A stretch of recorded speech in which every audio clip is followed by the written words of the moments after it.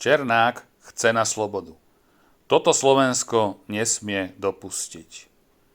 Muž, ktorého meno sa roky spájalo so strachom, mafiou a brutálnymi vraždami, dnes opäť bojuje za slobodu.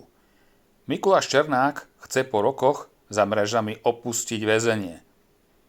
Otázka však znie, môže človek odsúdený za organizovanie viacerých vražd ešte dostať druhú šancu?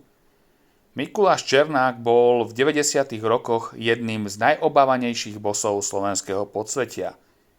Jeho meno sa spájalo s vydieraním, mafiánskymi vojnami, organizovaným zločinom a viacerými brutálnymi vraždami.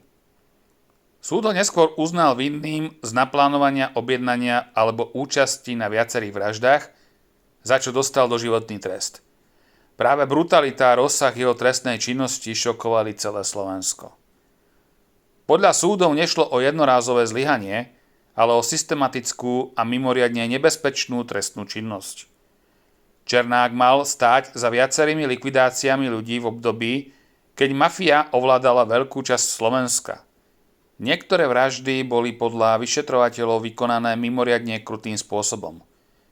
Práve preto súdy dospeli k záveru, že ide o človeka, ktorý predstavoval extrémne vysoké nebezpečenstvo pre spoločnosť. Po viac ako 25 rokoch vo väzení sa teraz opäť rieši možnosť jeho podmienečného prepustenia. Krajský súd v Trnave však rozhodol, že prípad sa musí znova prejednať a Mikuláš Černák zatiaľ zostáva za mrežami.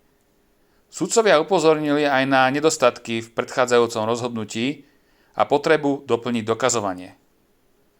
Mnohí ľudia však upozorňujú, že pri tak závažných zločinoch by prepustenie vyslalo veľmi nebezpečný signál.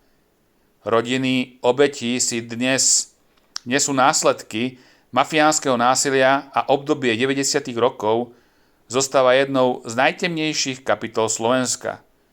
Okresný súd Trnava už predtým jasne povedal, že nie je možné rozumne očakávať, že by Černák po prepustení viedol riadny život.